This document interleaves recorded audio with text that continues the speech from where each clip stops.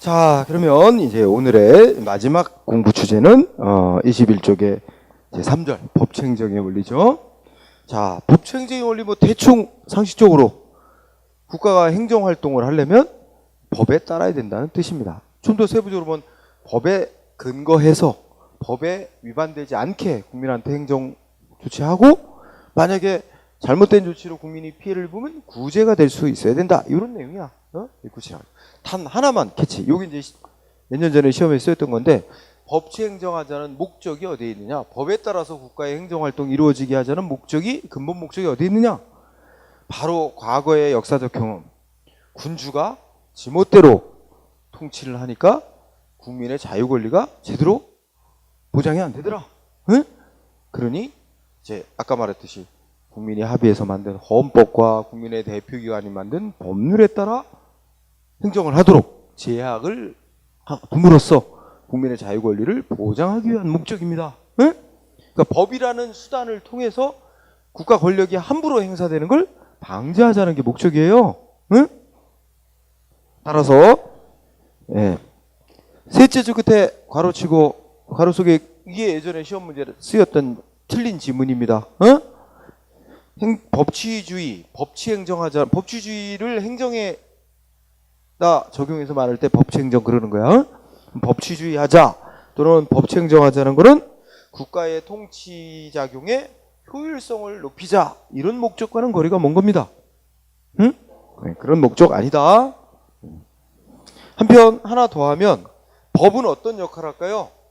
일단 기본적으로 국가 권력이 함부로 행사돼서 국민의 자유 권리 막 침해하지 못하게 억제하는 역할을 합니다. 응? 이 억제, 잘못된 국가의 활동 억제시키는 역할을 하는 거 한편으로 소극적 역할이지. 근데 그것만 하냐? 그건 아닙니다. 법은 어떤 역할도 해? 적극적인 역할도 해. 응? 국민에게 복지 증진을 위해서 뭘 해라. 국가는 국민을 위해서 무슨 조치를 해라. 법으로 정해놓고 적극적으로 권한을 발동해서 조치를 하게끔 유도하기도 합니다. 응? 그게 바로 적극적 기능입니다. 응?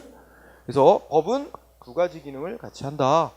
법은 잘못된 국가 권력 행사 억제시키는 소극적 역할과 아울러 국민을 위해서 적극적으로 무슨 조치를 해라. 법으로 정해놓음으로써 이렇게 적극적으로 행정 권한을 행사하도록 유도하는 기능도 합니다. 응? 자, 그 정도. 다음 페이지 갑시다. 그럼 여기도 또 오토마이어가 나옵니다. 자, 독일 행정법의 아버지라고 할 수 있는 오토마이어라는 사람이 이른바 법률의 지배 원칙이다. 그러니까 우리가 법치 행정한다 그러면 이 세 가지 원칙을 지키면서 해야 된다 하고 어떤 모델을 제시했어요. 그죠? 그래서 그 표 있죠, 표. 오토마이어 법률의 지배 원칙. 자, 이 각각의 이 세 가지, 요거 내용 되게 중요시해요. 그래서 세 가지 원칙이라고 말할 수 있는 거예요. 법률의 법규 창조력, 법률의 우위, 법률의 유보. 요거 되게 중요한 개념들입니다. 응?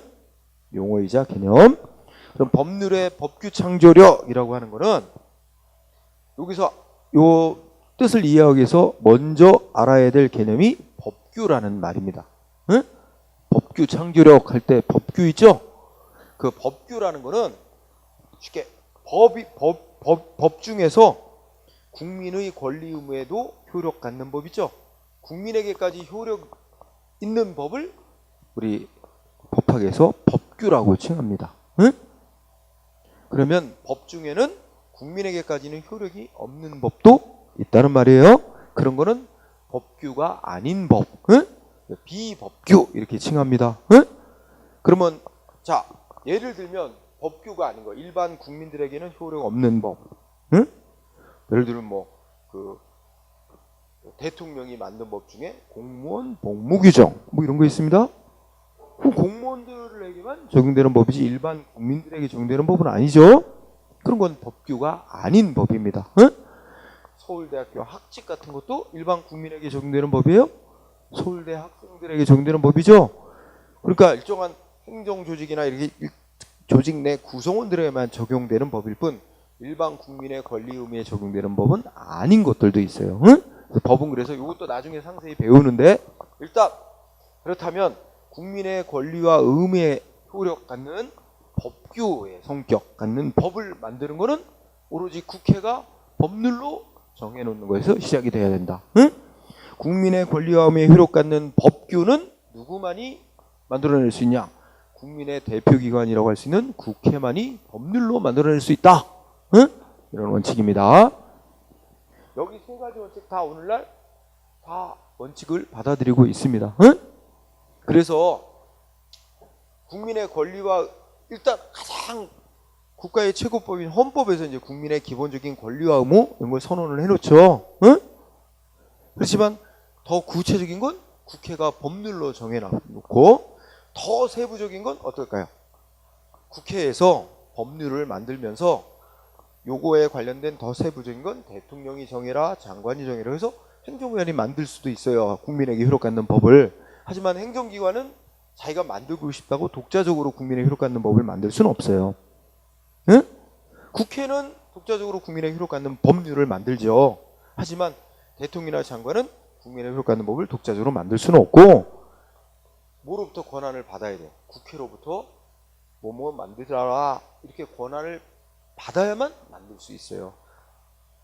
즉 이렇게 된 거는 이제 사회가 바뀌고 변화되고 하니까 국회에서 법률로 국민의 권리 의무 관련된 모든 사항을 법률로 다 세세하게 정할 수가 없게 됐으니까 이제는 약간의 변형을 줘서 그러니까 옛날 같으면 국민의 권리와 의무에 효력 갖는 법은 다 국회가 법률로 모두 다 정해놔야만 한다. 옛날은 그랬단 말이야. 근데 시대가 바뀌어서 국회가 다 법률로 못 정하는 상황이 돼요. 그래서 지금은 약간 변형을 줘서 어떻게 돼?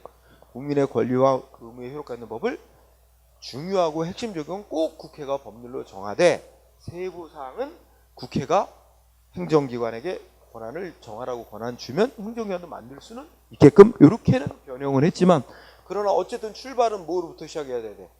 국회가 만든 법률에서부터 시작이 나와야 됩니다. 그런 점에서 이게 법률의 법규 창조의 원칙은 약간 시대에 맞게 변형은 하지만 그 원칙 자체는 그대로 유지되는 거죠. 응? 자, 어쨌든 뜻이 중요합니다. 동그라미 1번. 응? 그 다음에 두 번째, 법률의 우위. 국회가 만든 법률은 행정기관의 의사보다 우월하다는 거야. 응? 국민의 대표기관인 국회가 법률 만들어 놓으면 행정기관은 그에 따라야만 한다. 응? 민주주의 국가라면 논리가 어떻게 돼? 민주주의 국가라면 국민의 의사에 따른 국가 운영이 돼야죠. 근데 국민의 의사는 국민의 대표기관인 국회에서 국민의 의사를 수렴을 해서 법률로 정해놓는 거야. 그럼 국회가 만들어내는 법률은 곧 국민의 의사라고 볼 수 있는 거고 그러면 국민의 의사라고 볼 수 있는 국회가 만든 법률에 따라 행정을 해야 된다. 이런 얘기죠. 결국 간단하게 핵심 의미를 말하면 법률의 우위는 행정기관은 법률에 위반되는 작용하면 안 된다는 원칙이죠. 응? 법률에 위반되는 작용하면 위법. 응? 또 행정기관이 멋대로 국민의 권리 의무에 관한 법을 만들어놔도 그건 국민에게 효력 없는 법, 무효인 법 이렇게 되는 거지, 그지? 세 번째는 법률의 우위, 유보, 그죠?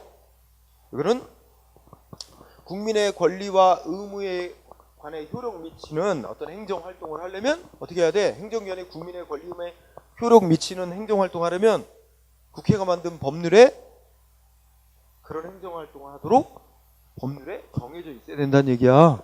응?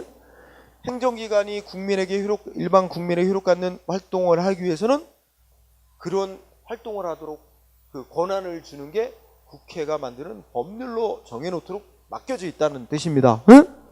그걸 좀 쉬운 말로 표현해서 행정기관이 국민의 권리 의무에 효력 갖는 권한을 발동하려면 조치를 하려면 반드시 법률에 근거가 있어야 한다. 법률에 그런 작용을 할 수 있도록 권한 부여가 되어 있어야 한다. 그래서 법률에 근거가 있어야 된다는 말로 요약이 됩니다. 또는 근거가 있어야 되는 말을 법률에서 행정기관에게 그런 조치를 하도록 권한을 부여해 주고 있어야 된다. 그래서 줄 숫자, 권한 권자서 수권이 되어 있어야 된다. 이런 말을 쓰기도 하고 어쨌든 쉬운 말로 표현해서 뭐야? 행정기관이 국민의 권리와 의무에 효력 미치는 행정작용을 하려면 뭐가 있어야 된다고? 법률에 그런 행위를 해도 된다라는 근거가 있어야 된다. 법률의 근거가 있어야 된다는 게 간단히 말해서 법률 유보 원칙의 뜻입니다. 응? 자, 거기다가 조금 하나를 더 붙이면 동그라미 2번. 그럼 법률에 근거가 있어야 된다는데 그 근거가 되는 법률이란 행정기관이 국민에게 무슨 작용을 할 수 있도록 정해놓은 법, 작용규범을 말합니다. 작용법적 근거 또는 작용규범을 말하는 거야. 응? 이게 또 법을 나누면 자, 국회가 법률로 뭐 정해놓기도 하냐면 아까 조직에 관해서 그죠? 무슨 우리 국가의 정부 조직은 뭐 대통령을 정점으로 해서 총리 또 그 밑에 뭐 몇 개 그 장관 뭐 이렇게 되고 그 밑에 청을 두고 막 이런 거 국가의 정부 조직 이런 조직을 어떻게 만들어라 정해놓은 법 그리고 그 정부 조직은 각 부처마다 어떤 업무를 수행하더라 이렇게 이런 걸 정해놓은 법은 조직에 관한 법이라고 우리가 성격을 말해요. 그건 단지 정부 조직이 어떻게 구성되고 어떤 정부 기관은 어떤 업무를 다루고 요거만 정해놨지 구체적으로 국민에게 무슨 내용의 작용을 할 수 있도록은 정한 게 아니에요. 그러면 어떤 조직이 어떤 업무를 하도록 법으로 정해놨다 해도 그 구체적인 어떤 조치를 하려면 그 구체적인 조치를 하도록 또 따로 근거 규정이 있어야 됩니다. 응? 그게 바로 근거 규범, 작용 규범이라고 하는 겁니다. 응? 그래서 여기서 법률에 근거가 있어야 된다고 말할 때 법률은 그 단어로 밑줄치세요. 작용법적인 근거, 아니면 그러니까 작용에 관한 근거, 응? 즉 작용 규범이 있어야 된다는 뜻이다. 응? 그런 얘기죠. 응? 간단한 예를 들면, 여러분, 자, 우리 정부 조직이 어떻게 되어 있을까? 정부 조직법에 따르면 뭐 대통령, 총리, 그 다음에 부처 중에 뭐 있어?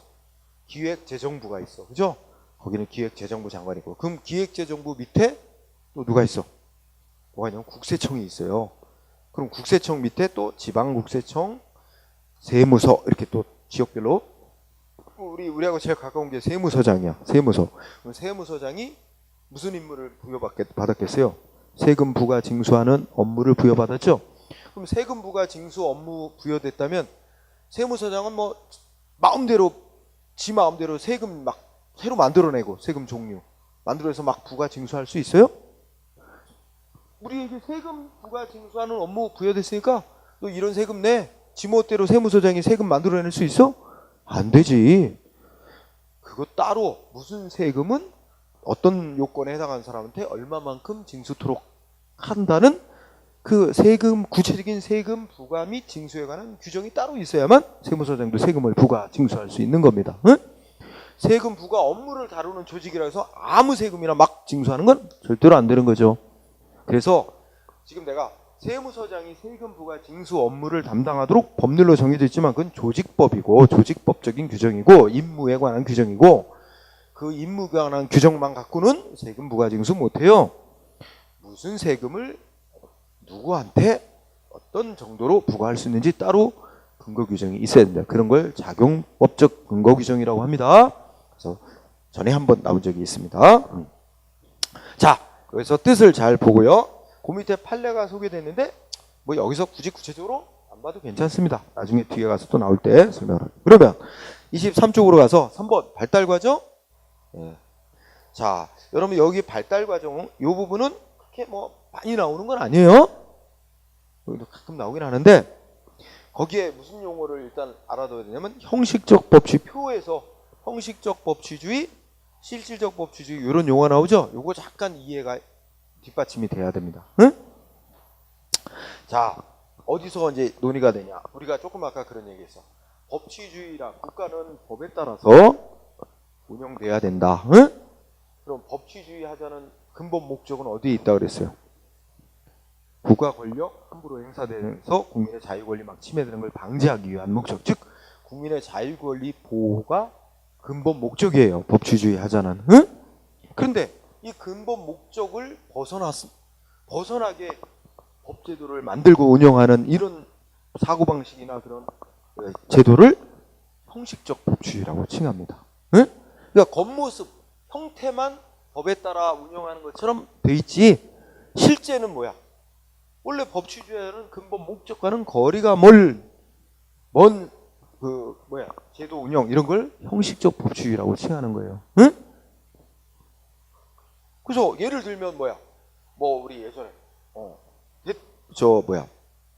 국회가 무슨 법률을 만들었는데 국민의 자유 권리 보호하고는 아무 상관도 없고 오히려 멋대로 무슨 단기 집권을 위한 법을 만든다든지, 그죠? 그런 법 만들어 놓고 법대로 하는데 뭐가 문제냐 이런 생각하는 거지. 응? 만들어진 법대로 하는데 뭐가 문제야? 우리 법치주의 하는 거야. 근데 그거는 국민의 자유 권리를 제대로 보장하는 게 아니라 오히려 국민의 투표 선거권을 침해하는 그런 내용의 법임에도 국회가 통과시켜놨다는 이유만으로 그 법대로 하는데 뭐가 문제냐 이런 사고방식, 그죠? 이거는 진짜 법치주의와는 거리가 먼 겁니다. 응? 네. 그래서 자, 형식적 법치주의, 의의를 읽어보세요. 형식적 법치주의는 말하자면 법에 따라 하는 형태만 갖추면 된다는 거야. 만들어 놓은 법대로만 하면 된다. 뭐는 문제 안 삼아요. 그 법이 목적이나 내용이 정당한 법인지는 안 따지는 사고방식입니다. 그래서 형식적 법치주의는 핵심이 두 번째 줄 끝에 법률의 목적이나 내용의 정당성 여부는 문제 삼지 않음. 형식적 법치주의라는 게 뭐냐 물어보지 않습니다. 응? 이해하는 차원에서 그 표현을 핵심으로 삼으라 이거예요, 여러분들. 응? 자, 요런 때가 있었어요. 응? 특히 유럽에서는 독일이 그랬습니다. 응? 히틀러가 원하는 법 독재하면서 다 만들어내. 그리고 법에 따라 국민들을 강제 동원해서 막 전쟁 일으키고, 응? 법에 따라 하는 게 뭐가 문제냐 이런 사고방식. 응? 응. 자, 반면에 오른쪽에 실질적 법치주의는 뭐야? 이게 원래 법치주의의 본래 목적대로 다시 돌아온 거예요. 그래서 어떻게 돼요? 일단 만들어 놓은 제대로 절차 밟아 만들어진 법대로 하되 무엇도 또 따져. 그 만들어진 법이 목적이나 내용이 정당한지 아닌지도 따져서 만약에 목적 내용이 정당하지 못한 법이면 어떻게 해야 돼? 그 법 무효화시키고 폐지시키는 그런 것도 다 포함해서 원래 국민의 자유 권리 보장이라는 근본 목적을 해서 그 목적을 추구하는 법치주의입니다. 응? 결국 간단히 얘기하면 형식적 법치주의는 잘못되고 변질된 그런 사고방식이고 실질적 법치주의가 본래의 진짜 법치주의예요. 응? 그러면 그 위에 동그라미 1, 2번 보면 동그라미 1번은 눈을 읽어요. 그냥 과거 19세기 독일에서는 본래의 법치주의 목적으로부터 벗어나서 그냥 껍데기만 법치주의 하는 것처럼 만들어 놓고 실제는 정권 잡은 자가 멋대로 독재하던 이런 형식적 법치주의 시대로 변질된 적이 있었다. 그게 이제 가장 극에 달한 게 히틀러 시대였다. 그러나 이제 2차 대전에서 폭망하고 난 다음에 어떻게 했어? 이제 실질적 법치주의로 다시 방향을 바꿨다. 그런 얘기예요. 한편 동그라미 2번 영국이나 미국 쪽에서는 본래부터 실질적 법치주의로 출발을 해서 계속 이어져 오고 있다. 그래서 전 세계 오늘날 제대로란 나라라면 다 실질적 법치주의를 추구한다. 이런 얘기입니다. 우리도 마찬가지고. 관련해서 여기에 문제가 간혹 나왔었는데 어떤 거 물어보냐? 다음 중 실질적 법치주의 추구 내지 실현과 거리가 먼 사항은 이런 식의 문제를 냅니다. 그리고 형식적 법치주의와 연관된 내용을 답이 되게 하나 집어넣든가 그렇습니다. 그러면 이런 기준으로 생각하면 돼. 실질적 법치주의는 근본 목적이 국민의 자유 권리 보장이죠. 그걸 위해선 뭐가 필요해? 국가의 권력이 함부로 행사되는 걸 막아야 됩니다. 멋대로 행사되는 걸. 그죠? 그러니까 국가 권력 행사에 대해서 법적으로 통제를 더 강화해 가는 거야. 국가가 국민의 권리 의무에 무슨 어떤 조치를 하려면 법률에 근거가 있어야 되고 법에 위반되면 안 되고 국민을 구제받도록 하는 절차 제도를 확장하고 이런 게 바로 그러니까 두 가지 측면. 국가 권력에 대해서 법적인 통제를 확대하고 하는 방향. 두 번째, 국민의 구제를 확대하는 방향. 이런 방향으로 법을 만들고 제도를 운영하고 이런 게 실질적 법치주의를 추구하는 거예요. 그거와 반대 방향으로 가는 것. 국가 권력 행사에 대해서 법적인 통제를 축소시키고 법에 의한 구속을 덜 받게 하고, 응? 또 국민의 구제를 잘 안 해주고, 응? 이런 방향으로 가는 건 형식적 법치주의 쪽이야. 응? 바로 그런 관점으로 그 어떤 제시된 지문에 나온 법 무슨 제도 같은 걸 이게 어느 관점인가를 생각하면 이게 실질적 법치주의 쪽의 실현과 관련된 거냐 아니냐를 구별해낼 수 있습니다. 응? 그래서 왼쪽에 형식적 법치주의 보면 원래 아까 생각해봐. 국민의 권리와 의무에 효력받는 법은 국회가 만들어내잖아, 법률로. 근데 국회가 만들어낸 거 말고도 뭐 히틀러라면 그건 뭐 국민의 권리 의무에 효력받는 법 얼마든지 만들 수 있다. 행정기관에게 막 국민의 효력받는 법 만들 수 있도록 아주 폭넓게 인정해버려.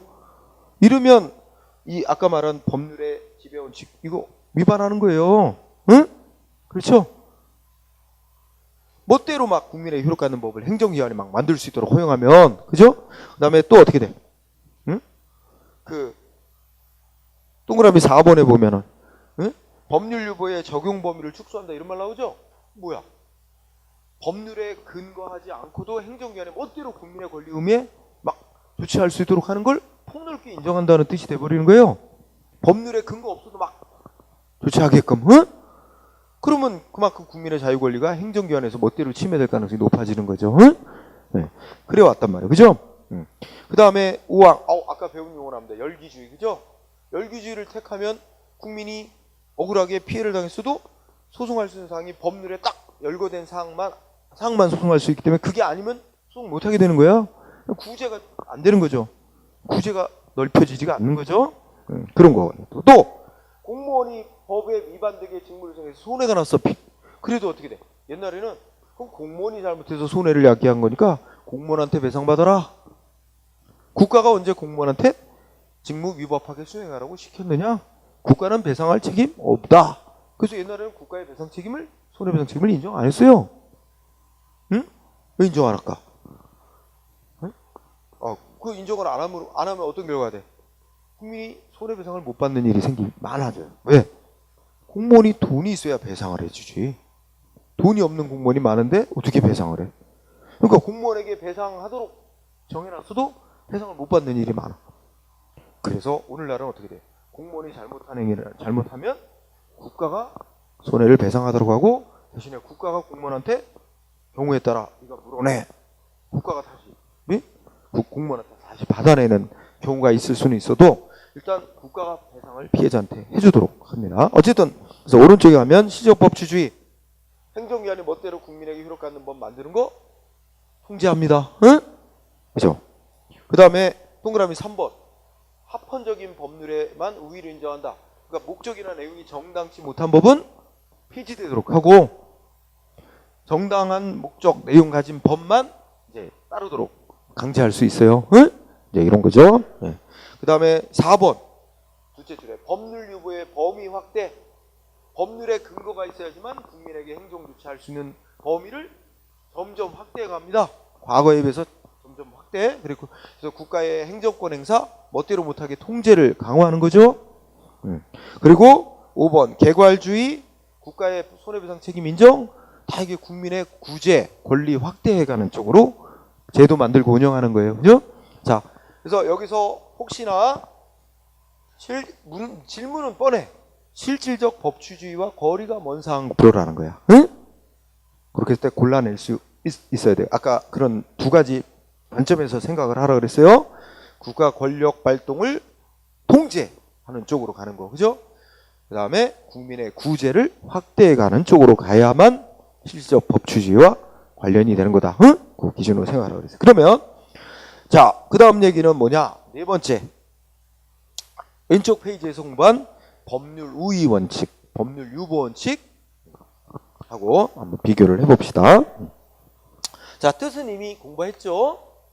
법률 우위 원칙은 법률에 위반되는 장이 오면 안 된다는 거고, 응? 법률 유보 원칙은 국민의 권리 의무에 효력 미치는 어떤 행정 작용을 하려면 법률에 그런 거 해라 근거가 있어야만 한다는 뜻이죠. 뜻은 이미 했고, 그죠? 그 다음에 그 밑에 요 단어 대비시켜서 합니다. 소극적 의미, 적극적 의미. 그지? 그러면 여기서 소극적 의미는 무슨 뜻이야? 행정기관이 법에 어긋난 행위 해서는 안 된다는 뜻이 법률 우위죠. 요거는 법에 어긋나는 행위를 못하게 억제시키는, 그러니까 법이 갖는 기능을 한번 생각해봐. 응? 법에 어긋나는 행위 하지 못하게 억제하려는 목적. 아까 법의 기능이 두 가지가 있다고 그랬잖아요. 바로 그런 거와 연관이 있습니다. 응? 그래서 소극적인 기능, 소극적 의미, 응? 만들어져 있는 법에 위반하는 행위 못하게 만들려는 기능하고 연관이 있는 거야. 반면에 법률 유보의 원칙은 적극적 의미, 그죠? 그러니까 뭐 과거 같으면은 함부로, 그러니까 국민의 자유 권리를 어떤 침해하는 행정 조치를 하려면 반드시 그런 행위를 해도 된다는 법률의 근거가 있어야 된다. 더 나아가서 오늘날에는 국민에게 이익 주는 작용, 국민에게 이익이 되는 작용을 해라 하고 법률로 정해놓는단 말이야. 행정기관이 설령 하고 싶지 않아도 해야 해. 법률에서 하라고 의무를 정해놨으니까, 그죠? 그래서 이제는 법률 유보 원칙은 적극적으로 국민에게 행정기관이 법이 정한 조치를 하게끔 만드는 그런 역할을 하는 거야. 그 법의 적극적 기능하고 연관돼서 이 법은 법률로 정해놓으면 그런 행정 권한을 행사해도 된다. 정당화 시켜주는 것일 뿐만 아니라 때로는 적극적으로 해라 하는 그런 의무도 부여하는 거기 때문에 법률 유보 원칙은 이 법의 적극적인 기능과 관련이 큽니다. 응? 그래서 적극적 의미 대비시킵니다. 그 다음에 뭐 문제 상황은 조금 건너뛰어도 돼요. 응? 그 다음에 세 번째, 법률의 의미 있죠? 이건 되게 중요해요. 법률의 의미 또는 법률의 범위. 자, 그러면 이렇게 생각해봐. 그 바로 왼쪽 페이지에서 19세기에 오토마이어라는 독일의 학자가 얘기했던, 응? 세 가지 원칙, 법률의 우위, 법률의 유보할 때 그때 법률은 다 뭘 의미하는 거였어? 국회가 만들어낸 법률을 가리키는 거였어요. 응? 근데 오늘날에는 과거에 비해서 법의 종류도 다양해지고 행정기관이 따라야 될 법의 종류가 많아졌어요. 다양해졌어요. 그래서 이 법의, 그러니까 용어는 법률이라고 용어는 똑같이 써도 그 행정기관이 위반하지 말고 따라야 될 법의 종류가 다양해졌기 때문에 그 법률이라는 용어 속에 포함되는 법이 또 보다 넓어졌습니다. 응?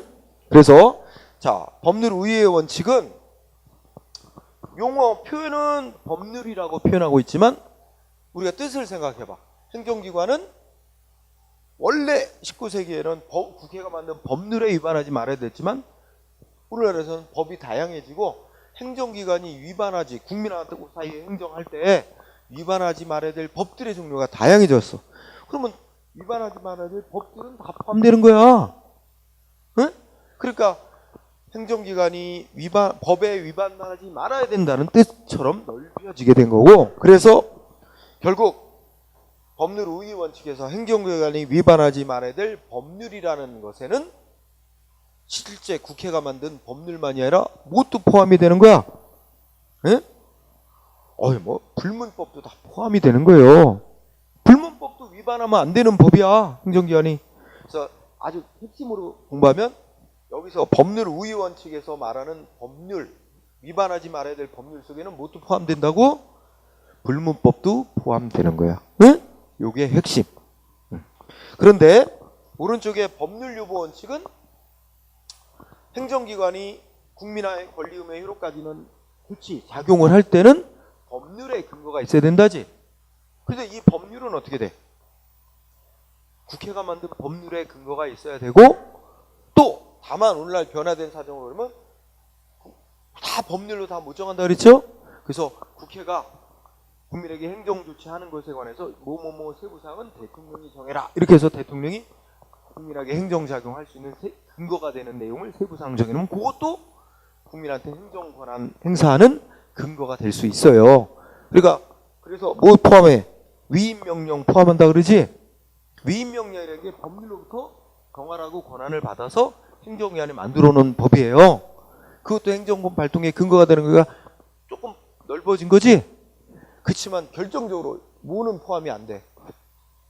불문법은 포함이 안 돼요. 그러니까 불문법은 행정기관이 위반을 하지 말아야 될 법에는 해당이 되지만 국민한테 어떤 행정작용을 할 때 근거로 삼을 수 있는 법은 안 된다는 거야. 응? 국민한테 권한 발동할 때 근거가 될 수 있는 법은 안 돼. 국민한테 어떤 조치를 하려면 그런 조치를 해도 된다는 성문의 법률 아니면 대통령령 같은 성문의 위임 명령, 이래 성문법에 근거해서만 권한 발동을 할 수 있는 거야. 그러니까 보다 넓게 말하면 성문법만이 근거가 될 수 있는 거예요. 불문법은 국민한테 권한 발동하는 근거는 안 되고 다만 거기에 위반하지는 말아야 된다는 뜻에서 법률 우위 원칙에서 말하는 법률에는 불문의 법도 포함이 되지만 권한 발동의 근거 역할하는 법에는 불문법은 포함이 되진 않는다는 거예요. 응? 그러면 양쪽을 대비시키면 법률 우위 원칙에서는 불문법도 포함하지만 그 법률이라는 범위 속에 법률 유보 원칙에서는 불문법은 포함 안 되는 거예요. 그렇게 딱 대비시키세요. 자, 그리고 거기 행정규칙 어쩌고저쩌고는 처음 배우는 사람은 아직은 모르니까. 응? 근데 양쪽 다 지금 이거 얘기를 하면 지금 얘기하는 법률의 우위, 법률의 유보, 법률의 법규 창조 다 누구하고의 관계에서 문제하는 거야 지금. 일반 국민들의 권리의무에 영향 미치는 행정 작용하려면 법률에 근거 있어야 되고 법률에 위반하지 마. 다 국민하고의 관계에서 행정 작용할 때 얘기를 하는 거예요 지금 상황이. 그런데 그 밑에 우리 맨 밑에 다 행정 규칙이란 말이 나왔죠. 이것도 법의 종류야. 행정기관이 만드는 법의 종류인데 국민한테 효력 갖는 법은 아닌 걸 총칭해서 행정규칙이라 그래요. 이거는 일반 국민한테 행정작용할 때는 상관이 없는 법이죠. 행정조직 구성하고 있는 공무원들한테 지키라 만든 법일 뿐이에요. 그런 걸 총칭해서 행정규칙이라고 불러요. 우리 아까 배운 용어로 따르지만 법규성이 없는 거야. 법규가 아닌 법의 종류야. 응?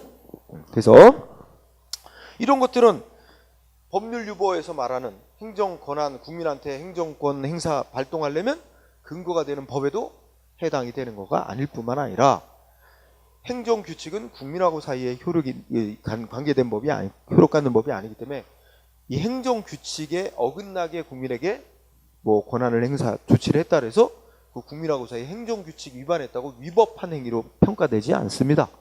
그래서 위반하면 위반하지 말아야 될 법으로서 위반하면 위법이 되는 그런 법의 종류에 행정규칙 역시 포함 안 해요. 양쪽 다 행정조직 내부의 법인 행정규칙은 다 포함되지 않습니다. 응? 단 별로 이런 거 내지는 않습니다. 응? 네. 이게 불문법 포함하냐 아니냐 이거만 잘 정리. 응? 다음 페이지. 적용 범위는 중요합니다. 응?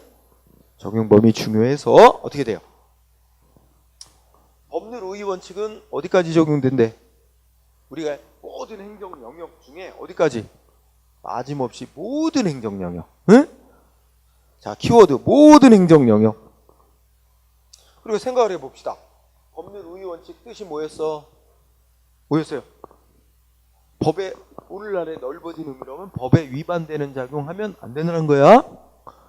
그러면 법에 위반된 작용해도 되는 거 있을까 없을까? 있을 수 없지. 법에 어긋난 작용해도 되는 건 허용되는 건 없습니다.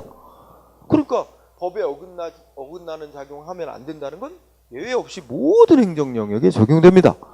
국민한테 강제적인 행정 조치를 하던 비강제적 방법으로 행정을 하던 국민한테 이익을 주던 불이익을 주던 다 뭐야? 법에 어긋나게 하면 안 되는 건 100% 그렇습니다. 응?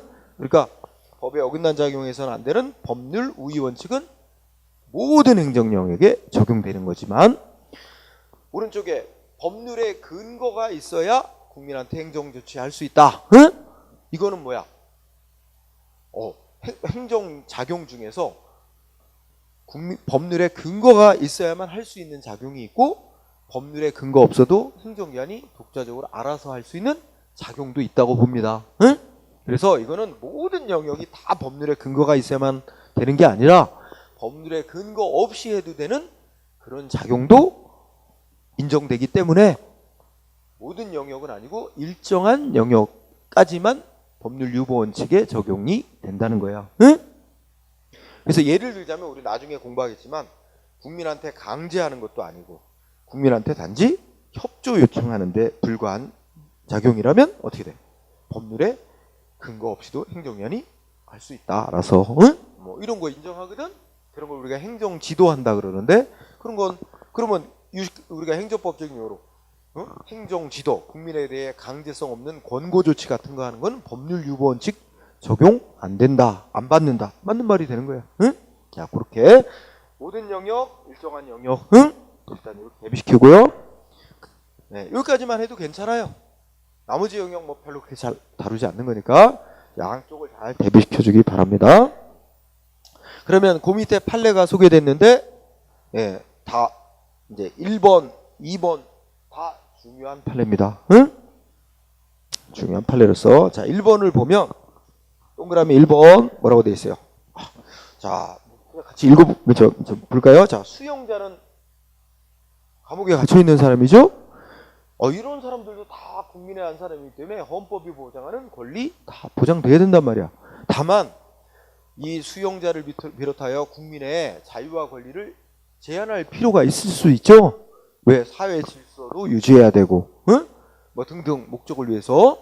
그러면 이런 정당한 목적을 위해서 국민의 자유 권리를 제한할 때도 어떻게 해야 돼? 우리 헌법에 국회가 만든 법률로서 제한을 하게끔 돼 있습니다. 응? 그런 결과 자 밑줄 친 부분 보면 이러한 법률 유보의 원칙이란 옛날 같으면 국회가 만든 법률에 의해서만 하는 걸 말했겠죠? 하지만 오늘날은 조금 확대돼서 뭐야? 아까 얘기했잖아. 국회가 국민의 권리 의무에 대해서 무슨 조치를 하도록 근거 정해놓고 좀 더 세부적인 건 대통령이나 장관한테 정해라. 위임이 되면 대통령이나 장관이 정한 것도 국민한테 행정권 발동에 근거가 되는 법률에 포함되는 거로 본다고. 자, 그래서 1번에 뭐 있어요?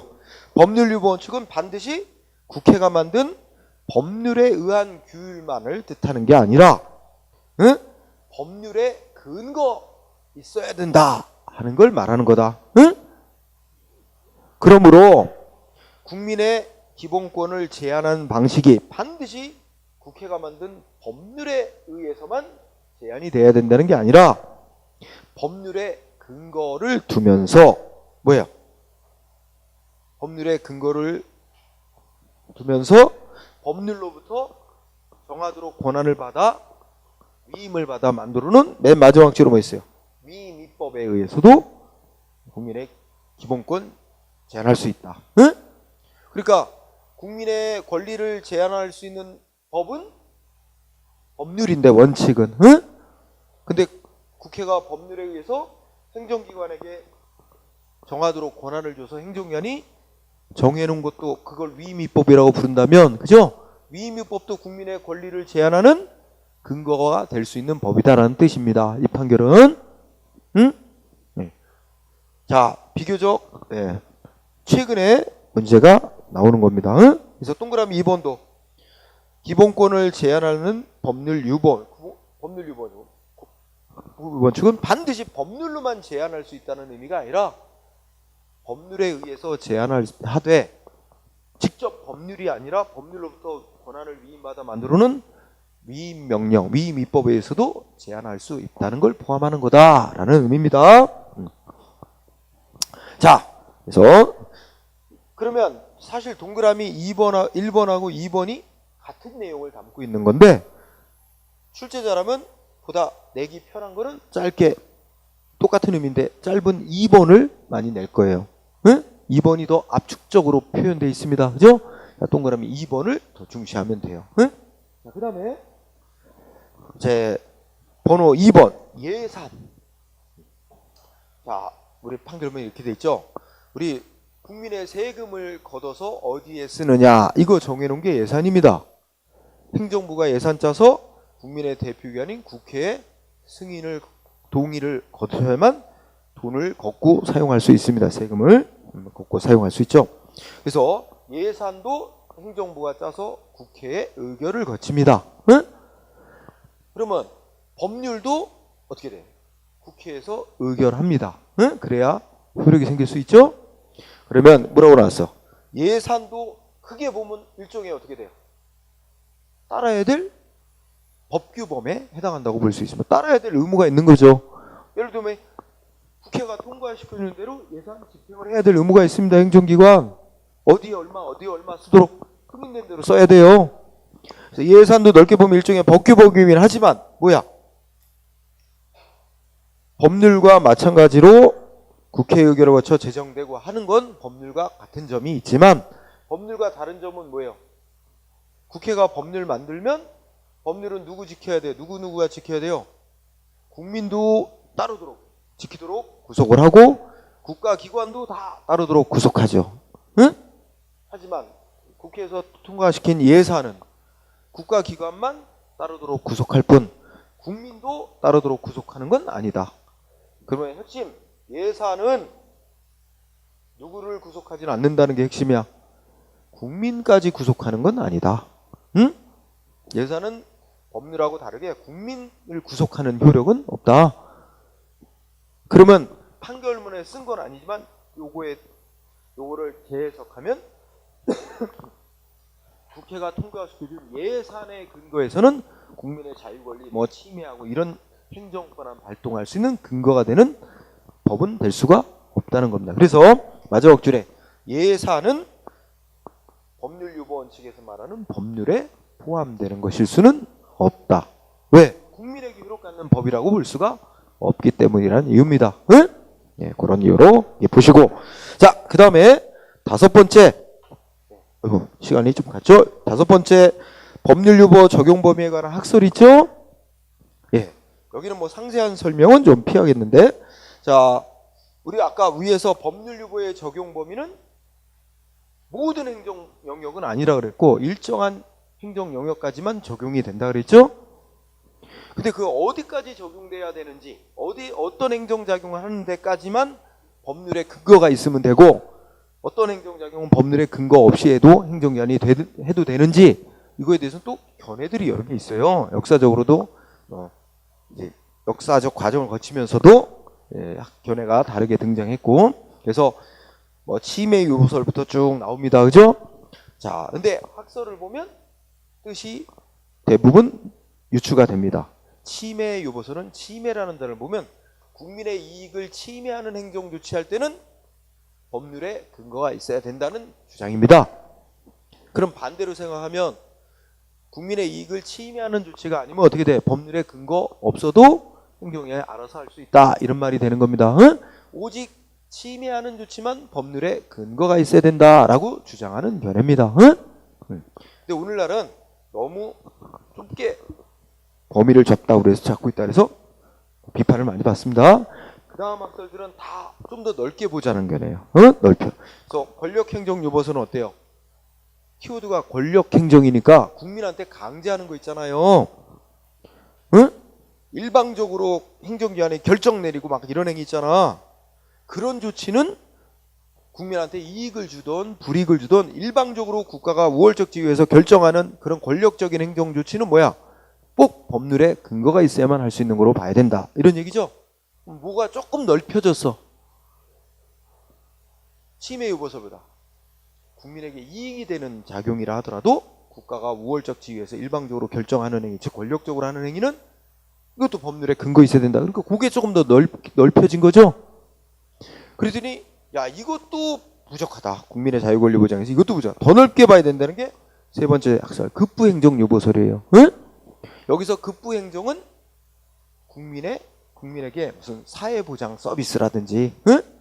오늘날 사회복지국가 시대에 살기 어려운 사람 생활보조금 지급해주고 그죠? 더 나아가 국민의 일상생활에 꼭 필수적인 전기, 전화, 수도, 가스 뭐 이런 것들 다 법률로 명확히 정해놓고 이런 거 막 멋대로 공급해주고 끊고 막 이런 거 못하게 공평한 제공을 하도록 하기 위해서는 국민에게 이익 주는 이런 급부행정 작용에 해당하는 조치까지도 다 법률로 정해놓고 그에 따라 하도록 할 필요가 있다는 겁니다.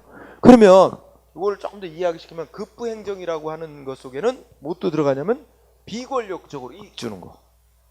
응? 다 뭐는 당연하게 생각해. 침해하고 강제로 불이익 주고 이런 거 다 법률에 근거 있다는 건 다 인정. 합의돼? 더 넓혀. 비권력적으로 이익 주는 것도 법률에 근거 두고 행해야 돼. 이거 더 추가시킨 거야. 비권력적으로 이익 주는 거. 급부행정유보설은 비권력적으로 이익 주는 것도 법률에 근거가 있어야 된다고 봐야 된다. 공평한 제공을 위해서. 응?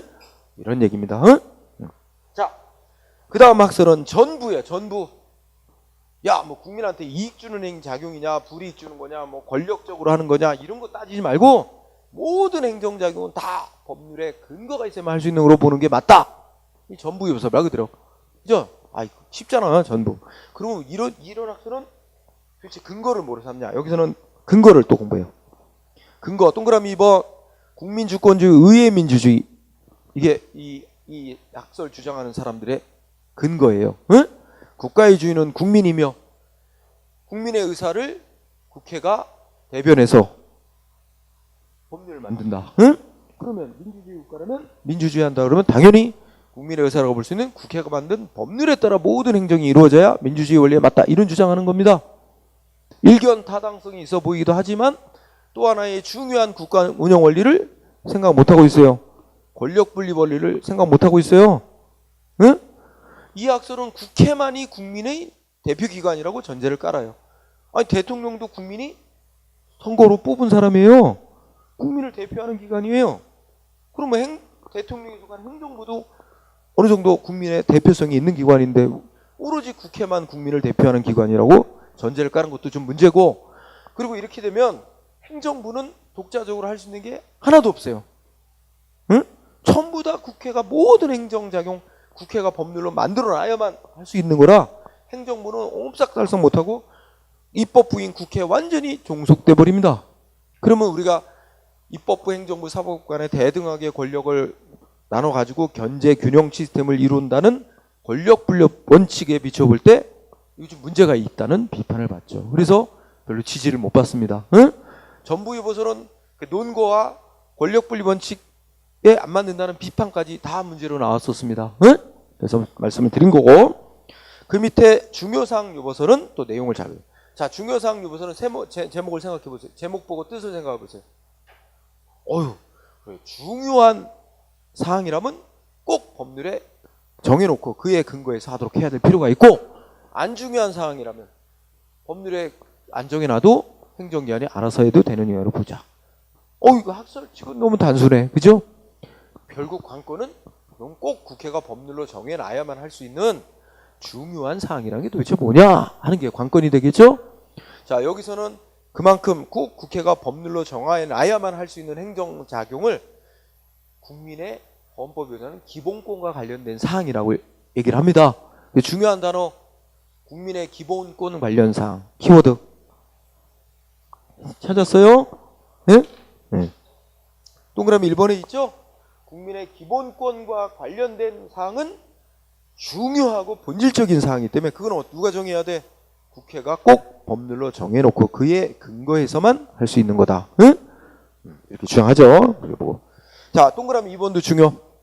이 학설은 이런 얘기를 합니다. 법률 유보의 범위뿐만 아니라 법률 유보의 밀도까지 같이 얘기하는 이론이다 이거야.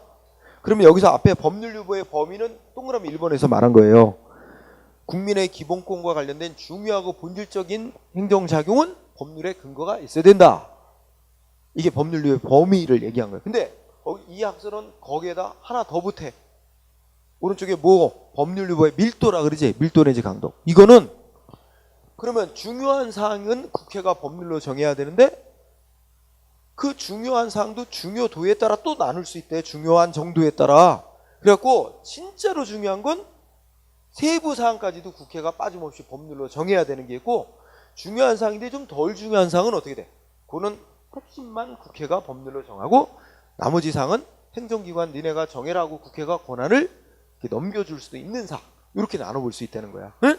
그러니까 중요한 사항도 중요도에 따라서 국회가 법률로 정해야 되는 정도에도 차등이 있을 수 있다. 그런 얘기를 같이 해요. 그래서 그거를 법률 유보의 밀도라고 표현하고 있는 거야.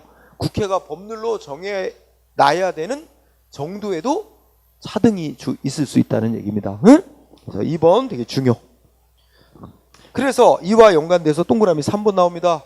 자, 3번에 중요한 거 밑줄. 의회 유보와 관련된다. 의회 유보란 말이 또 새로 생겨났죠? 새로 등장했지? 의회가 소위 이제 우리나라로 따지면 국회예요. 그죠? 그러면 의회 유보란 말은 뭐야? 지금 말한 대로, 조금 아까 말한 대로 국민의 기본권 관련 사항, 사항으로서 중요한 사항인데 그 중요도가 워낙 중요해. 그래서 그거는 누가 다 정해놔야 돼. 오직 국회만이 세부 사항까지도 국회가 다 법률로 정해야 될 만큼 그렇게 중요한 사항, 이게 의회 유보 사항이라고 하는 거야. 따라서 의회 유보 사항은 국회만이 정해놔야 될 사항이며 행정기관에게 정해라 하고 국회가 넘겨줘서는 안 되는 사항이란 얘기입니다. 응? 자, 그러면 의회 유보와 관련된다. 그러면 그 설명 있죠? 아주 중요하고 본질적인 사항이라면 반드시 국회가 직접 정해야 될 사항이 있다. 그런 건 행정기관에게 정하라고 권한을 넘겨주면 위임하면 안 되는 사항, 위임 금지되는 사항입니다. 오직 국회만이 법률로 정해야 되는 사항입니다. 그런 사항을 의회 유보 사항 이렇게도 부릅니다. 자, 그거 알아두고요. 여기까지 됐고 밑에 신침해 유보설은 안 해도 아무 상관이 없을 겁니다. 응? 여기까지 중요. 예. 그러면 다음 페이지에 결어가 있습니다. 참고로 읽어보시되 동그라미 3번은 밑줄 쳐주세요. 그럼 우리나라 헌법재판소는 어느 입장을 따르고 있대요? 중요사항 유보서를 따르고 있습니다. 일단 하나 확인하고 그 다음에 그 밑에 행정유보라고 있어요. 일단 뜻만 알고 넘어갑시다. 자, 우리 아까 행정기관이 국민한테 행정작용을 하면 법률에 근거 있어야 된다. 그런 사항을 법률유보사항이라고 했지. 그러면 반대로 얘기하면 어떻게 돼?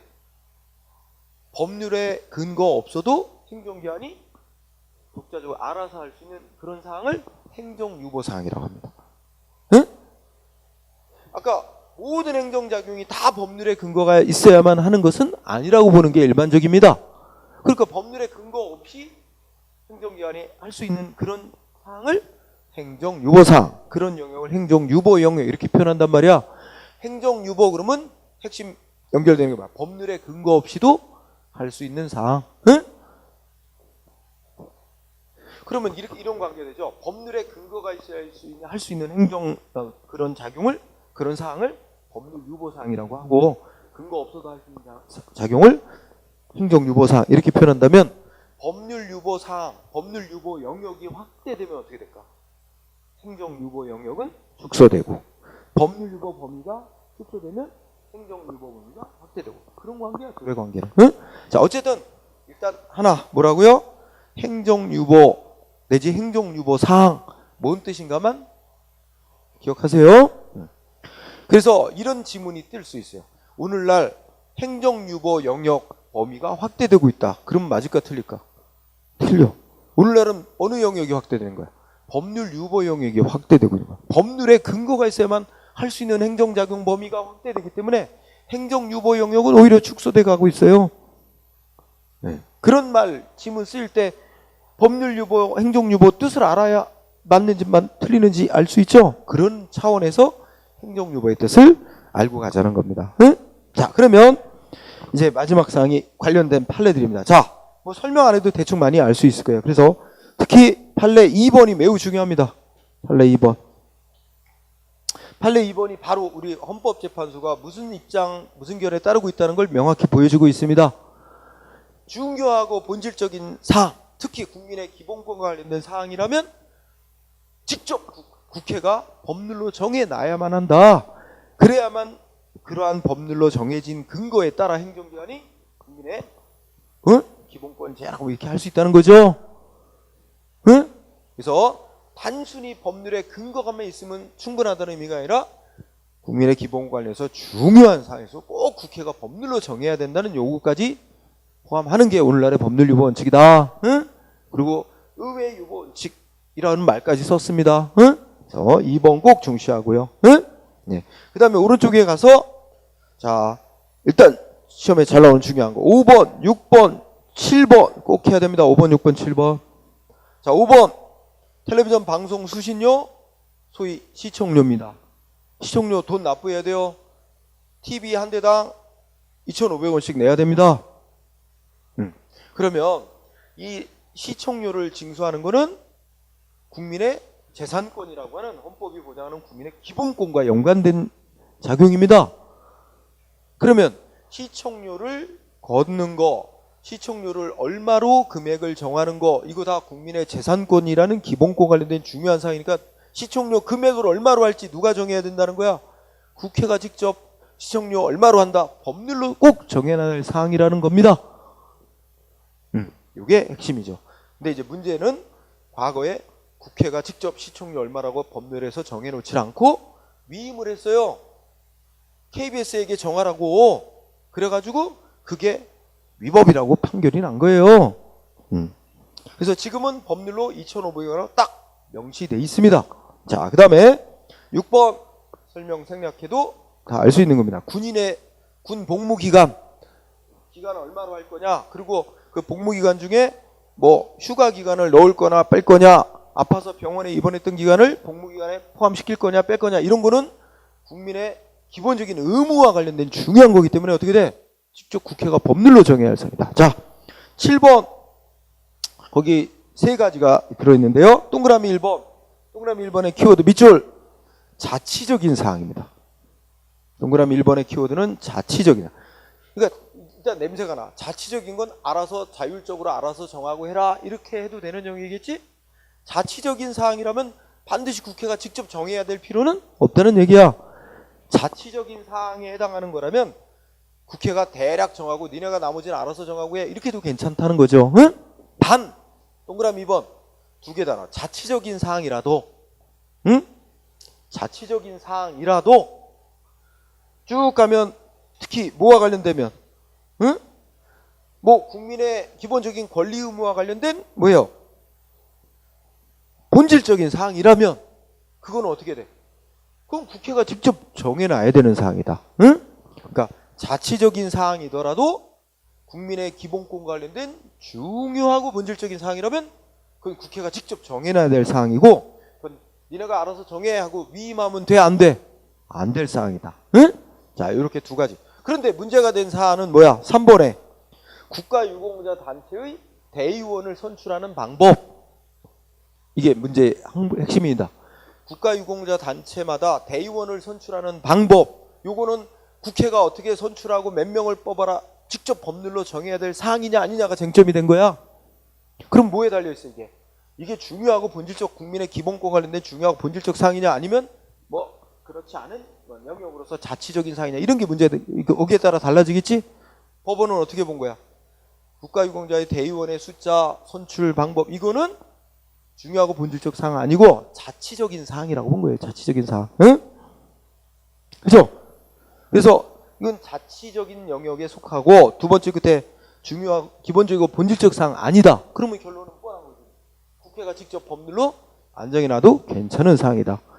그냥 대략만 국회가 정해놓고 법률로 정해놓고 각 단체마다 알아서 정해라, 이렇게 해도 아무 문제가 없다, 이런 결정. 그죠?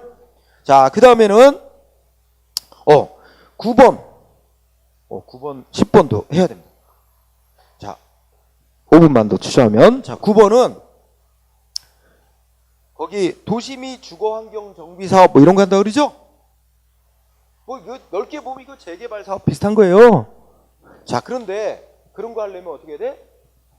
그 구역이 지정된단 말이야. 사업 구역이 지정되면 그 구역 내 토지 건물 소유자 동의를 얻어야 돼요. 과연 100% 동의를 얻을 것까지는 없지만 그래도 뭐 60% 이상, 아니면 뭐 3분의 2 이상, 뭐 어떤 식으로 얼마 이상 동의를 얻어야만 사업을 할 수 있어요. 그러면 자, 동그라미 1번에 길게 써놨지만, 자, 이 정비 사업을 누가 한대? 동그라미 키워드 조합. 그러니까 이 정비 사업은 그 구역 내에 거주하는 사람들이 그 조합이라는 단체를 만들어서 사업을 추진할 수도 있어요. 그럼 조합이 만들어져 갖고 정비 사업을 추진할 때, 그때 그 구역 내 토지 소유자 얼마나 동의를 얻어야 되냐 하는 그 동의 요건 있지? 이건 중요하대 안 중요하대? 중요한 사항이래 아니래? 응? 중요한 사항이 아니래요. 응? 그래서 여기에 키워드는 조합이에요. 조합. 사업을 시행하는 자가 조합이 시행할 때는, 응? 두 번째가 토지 등 소유자의 동의 요건은 자치적인 사항이며 중요하고 본질적인 사항은 아니래. 그러면 결론은 예상할 수 있죠? 국회가 그 동의 얼마나 되는지 법률로 직접 안 정해놔도 괜찮다는 결론이야. 응? 반면에 동그라미 2번 다음 페이지 보세요. 동그라미 2번은 그 정비 사업을 또 어떻게 누가 추진할 수도 있대. 조합을 만들지 않고 그 구역 내에 토지 소유자 몇 사람이 토지 소유자들이 모여가지고 단체 조합이라는 단체를 만들진 않고 토지 소유자들이 함께 추진을 하는 경우도 허용한단 말이야. 그럼 이 경우는 조합이 사업을 추진하는 게 아니고 누구래? 응? 그냥 토지 등 소유자가 조합을 만들지 않고 사업을 추진할 때 이때 구역 내의 토지 소유자들 얼마나 동의를 얻어야 되느냐? 이 동의 요건은 뭐래요? 본질적으로 이거 중요한 사항이래. 그러면 어떻다는 거예요? 결론은. 그러면 동의 얼마나 얻어야 되는지는 국회가 법률로 정해야 될 사항이다. 응? 따라서 완전 결론이 정반대죠? 그럼 우리가 시험 공부로서 공부하려면 어떻게 해야 돼? 뭘 갖고 구별해? 누가 사업을 시행하느냐를 가지고 구별하세요. 조합, 응? 그 다음에 뭐야? 토지 등 그냥 소유자가 조합 안 만들고 추진하냐? 요거에 따라 결론이 다르고, 응? 또 하나 작용한 거는 이게 법원이 판결한 거하고 헌법재판소가 판결한 거기 때문에 또 이게 관점이 달라서 또 결론도 좀 다르게 난 거다 이런 게 있습니다. 자, 마지막 10번 가장 최근에 시험 문제가 나왔었어요.